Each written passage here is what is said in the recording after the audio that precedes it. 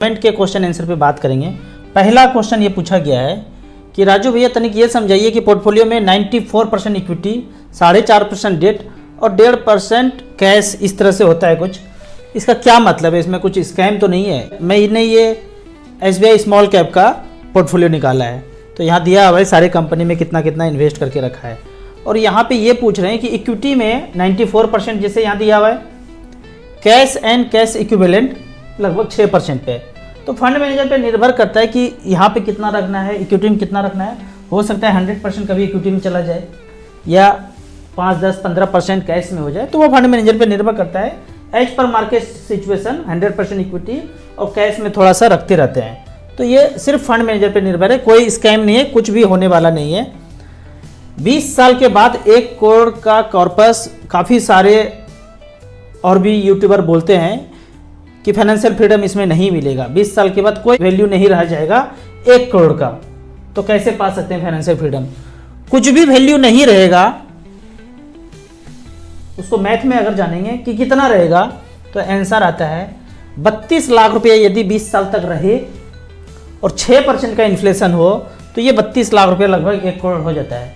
यानी कि आज का 32 लाख में जो चीज़ आप खरीद रहे हैं, जो फ्लैट, जो मकान आप 32 लाख में खरीद रहे हैं, 20 साल के बाद 6% का इन्फ्लेशन हो, तो वही मकान, वही घर आप 1 करोड़ में खरीद पाएंगे। तो आप कहेंगे कि पूछ रहे हैं कि कोई वैल्यू नहीं रहेगा, तो क्या आज 32 लाख का कोई वैल्यू नहीं है? तो ये 32 लाख जो है प्रेजेंट वैल्यू हो गया और फ्यूचर वैल्यू हो गया 1 करोड़ यदि 6% का इन्फ्लेशन है। यदि आप ये कहते हैं कि 32 लाख का आज कोई वैल्यू नहीं है, तो मुझे ये बताइए कि आपके पास कितना पैसा है? क्या 30-32 लाख रुपया है? और उसको जमा करने में कितना समय लगा? तब आपको समझ में आ जाएगा कि 32 लाख का वैल्यू क्या होता है। अगला क्वेश्चन है कि गवर्नमेंट एम्प्लॉय हूँ, 27 साल एज है, ट्रेडिंग करते थे 3 साल में 3.5 लाख का लॉस हुआ, अब जाके म्यूचुअल फंड में इन्वेस्ट कर रहा हूँ, खर्चा काटने के बाद 60,000 पर मंथ मिल जाता है और 4 लाख रुपये लमसम निपॉन में स्मॉल एक्सिस में किया है, 42,000 का SIP है, 60,000 रुपये पर मंथ बचाते हैं, तो 60,000 का मान लेता हूँ कि मैं आप SIP कर लेंगे। 25 साल तक कितना भी गिरावट आए तो 2-2 लाख रुपया लमसम में करते रहूँगा। तो बताइए कि 25 साल के बाद 46 करोड़ का टारगेट अचीव हो जाएगा क्या? तो यहाँ पे आपने बोला है 60,000 रुपये पर मंथ, 25 साल तक यदि 12% का रिटर्न मिले, सेफेस्ट कैलकुलेशन करूँ तो 11 करोड़ 38 लाख रुपया बनता है, और यदि 15% का रिटर्न मिले तो पैसा बनता है 19 करोड़ 70 लाख रुपया, और यदि 20% का रिटर्न मिले तब जाके देखते हैं कितना, 51 करोड़ रुपया बनता है। तो इतना तो नहीं टारगेट बनाइए, आप सेफर कैलकुलेशन करेंगे तो 13 से 15 करोड़ रुपया तो आपको बन ही जाएगा।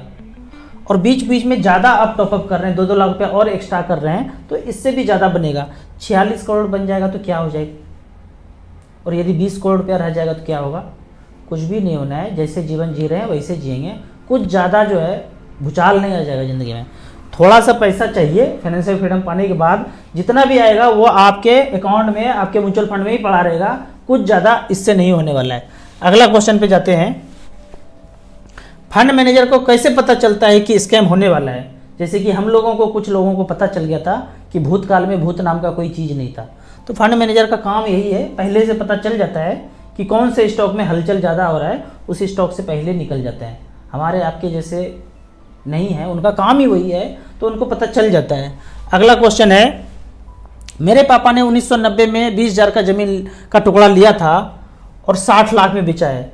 मुझे बहुत लोग गलत समझ लिए हैं कि मैं ज़मीन खरीदने से मना करता हूँ, घर खरीदने से मना करता हूँ। ऐसा बात नहीं है, हम भी घर खरीदेंगे, हम भी ज़मीन खरीदेंगे, पर कर्ज के पैसे से नहीं खरीदेंगे। पहले अपना जुगाड़ कर लेंगे रोटी कपड़ा का, उसके बाद मकान। और मैं क्या बोलता हूँ, एक मकान, ये नहीं कि दूसरा मकान, तीसरा मकान, चौथा मकान। यदि आपके पापा को 60 लाख रुपया प्रॉफिट हुआ है ना, तो यकीन मानिए वो दूसरा फ्लैट ही खरीदेंगे, दूसरा प्लॉट ही खरीदेंगे। ये 60 लाख रुपया निकाल करके अपने बैंक में अपने फ्यूचर के लिए इन्वेस्ट करके नहीं रखेंगे कहीं, वो फिर से ज़मीन ही खरीदेंगे।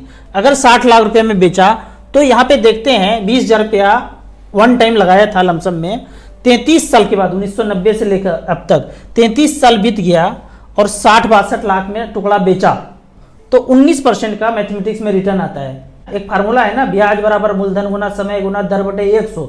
इतना लगाया, इतना मिला, ब्याज कितना मिला? 19% का ब्याज मिला 33 साल के बाद।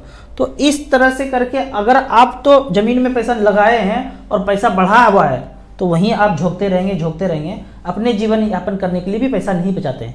जबकि म्यूचुअल फंड में यदि आपका 1 करोड़ हो जाता है तो 60,000 रुपये पर मंथ आपको जीवन यापन के लिए चाहिए।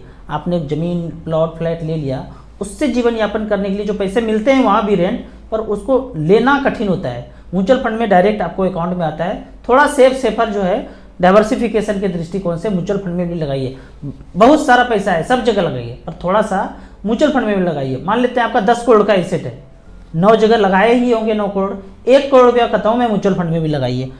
यहाँ पे अगर आप पूछेंगे कि कौन कौन से म्यूचुअल फंड में लगाना है, यदि आपके पापा जी ने 60 लाख रुपया लिया है और वो 60 लाख रुपया को थोड़ा सा पैसा कहाँ लगाना है, मान लेते हैं 25 लाख रुपया 2-3 टुकड़ा खरीद लिए, 1 टुकड़ा म्यूचुअल फंड में और झोंक दिए, तो पिछले 12 साल में 2011 से अब तक का रिकॉर्ड है कि 25 लाख रुपया इन्वेस्ट किया वन टाइम, तो उस 25 लाख का वैल्यू है निपॉन स्मॉल कैप में 3 करोड़ 39 लाख, 24% का रिटर्न मिला है।